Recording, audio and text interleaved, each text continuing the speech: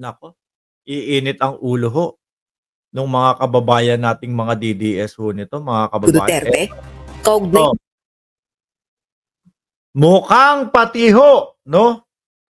Mukhang pati ho ang dating Pangulong Rodrigo Duterte, malaki ang posibilidad, no? Ayan. Posibilidad na kasuhan si ex-President Duterte ng obstruction of justice, muling pinalutang. Alam niyo po mga bossing, no? Siguro may 2 buwan na ang nakalipas nung na-interview itong si dating Pangulong Duterte. Sabi niya, ano po ang masasabi niyo kay Kibuloy? No? Sabi sa kanya. Sabi, alam ko kung nasa si Kibuloy, no? Pero secret lang daw po. Ngayon, mga kababayan, yung kanyang mga alagad, biglang, syempre, ide-depend niya na yan. Ide-depensa na nila si dating Pangulong Duterte doon sa nasabi. No? Naramdaman nila, naku, sablay yung sinabing yun. Naging joke-joke only lang daw po, mga kababayan. Naging joke-joke only lang daw po, mga bossing. So ngayon, hindi ho natin sigurado, hindi tayo 100% kung yun yung pinagbabatayan para kasuhan ng obstruction of justice itong si dating Pangulong Duterte. Pakinggan po natin ang balita ngayon, mga bossing. Sanang usapin ang posibilidad na sampahan ng kasong obstruction of justice si dating Pangulong Rodrigo Duterte, kaugnay ng ginawang pagtatago ng kilalang taga-suporta nito, ang kontrobersyal na leader na si Apollo Kibuloy. Yan si leader ni si Junior Aguila. May agila dito sa ulo, Tapos nagalit sa Chooks to Go. Kasi pinalitan daw po ng Nokma. Mapapasuko ka sa sarap. Diyos ko, Lord. Ang issue na ungkat ni House Deputy Minority Leader, ACT Teachers Party List Representative Franz Castro sa deliberasyon ng panukalang pondo ng Department of Justice sa plenaryo ng Kamara.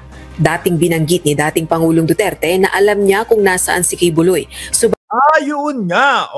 Yun nga yung pagbabasihan. Alam ko kung nasa si Kibuloy. Paano mga kababayan? Imposibleng hindi po maniwala, no? Doon sa kanyang sinabi na alam niya kung nasaan si Kibuloy. Kilala po nating best friend po ni dating Pangulong Duterte si si Kibuloy po aka Junior Aguila. Bakit Junior Aguila, Mark? Bakit naman biglang naging Junior Aguila si Kibuloy? May Aguila dito. Naunahan siya ni Senyor Aguila. Senyor Aguila yun. Junior Aguila na. Kahit na mas may edad si Kibuloy kay Senyor Aguila, dapat Junior Aguila lang siya. Di ho ba? Mga kababayan? Ano kaya ni Senyor Aguila itong si Junior Aguila, mga bossing? Balit wala itong balak ibunyag. 5 buwang Yun pa lang, di ba?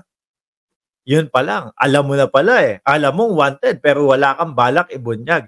Sabi ng mga kasapakat, joke-joke lang yun. Alam nyo naman ang dating Pangulong Duterte. Sablayo tago si Kibuloy at mahigit 2 linggong pinaghahanap ng Philippine National Police sa Kingdom of Jesus Christ o KOJC compound sa Davao City dahil sa mga kasong human trafficking at child abuse. Dahil sa kanya pong pahayag, publicly, sinasabi niya, alam niya kung nasaan po si Pastor Apollo Kibuloy, pero ayaw niyo po itong sabihin dahil ito po ay isang sikreto. So, having said that, Mr. Speaker, yung pong kanyang pahayag, lalong-lalo na siya po ay isang property administrator ng KOJC compound. So, in effect, that would warrant a possible case of obstruction of justice. Yan dating Pangulong Duterte pa lang yan, mga bossing. Paano pa kaya yung talagang visible na nandoon, talagang humaharang po doon sa mga kapulisan? Hindi kayo pwede pumasok dito. Bawal yan, bawal ganito. Wala si Kibuloy dito. Si Torion, paano pa kaya yun? Kaya lagi ko sinasabi, nako, may kalalagyan din itong si Torion. Kapag ka nakita sa loob ng compound si Kibuloy, malamang sa alamang sama sa kakasuhan itong si Attorney Torion. At yun na nga po, doon na nga po mga kababayan natagpuan si Kibuloy sa loob ng compound, mga bossing. Paano yan? Di ba? Kaya naman po, ang depensa ni Torion, hindi dito sa loob nakuha si Kibuloy. Sa bundok yan. O, ganun yung palusot nila. Sa bundok yan nakuha. O, at sumuko si Kibuloy.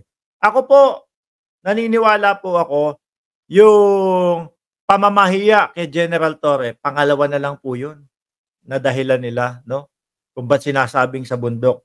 Isa po talagang pinapaniwalaan ko kung bakit nila sinasabing sa labas nahuli, sa labas sumuko, wala dito sa loob.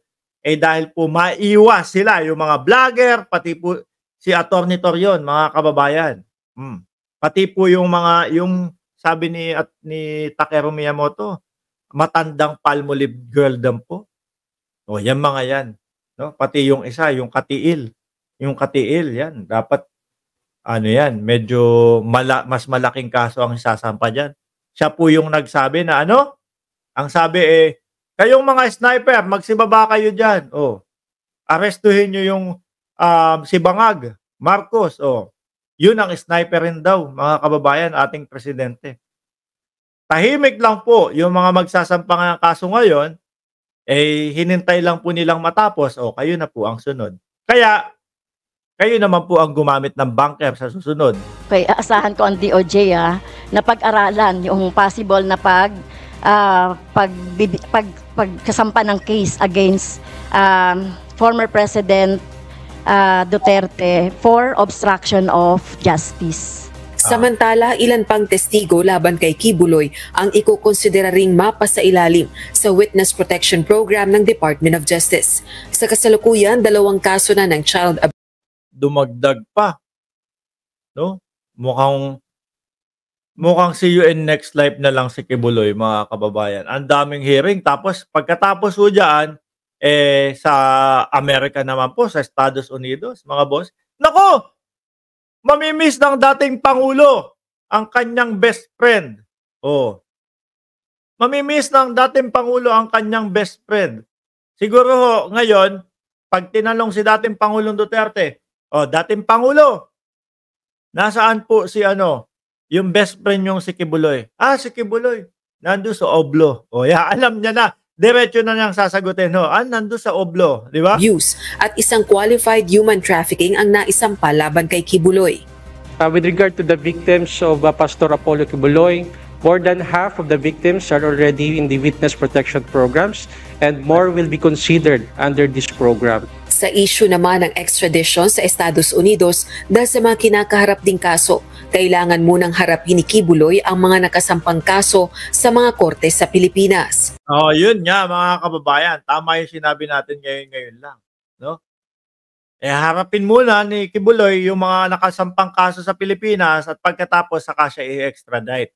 Kaya siguro itong dalawa na ito, unless na lang kung masipag pang dumalaw o kaya pang dumalaw sa Oblo ni dating Pangulong Duterte. Yung huling nakita ko parang medyo mukhang mahina po, no? Ayaw naman natin na kumbaga mauna ang dating Pangulo, kumbaga gusto natin ng mahaba pang buhay. Yung iba sabi, gusto ko pa ng mahabang buhay kay Digong.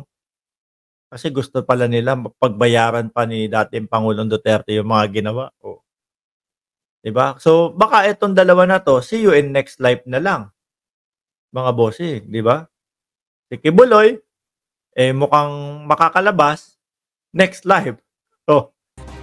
With respect to the extradition issue, Mr. Speaker, distinguished colleague, we will finish first all the cases filed with the local courts of our country before we can proceed with the extradition. Kasi ang sinasabi nila, paano makakakuha ng hustisya dito kung may mga powerful figures that are backing him right now.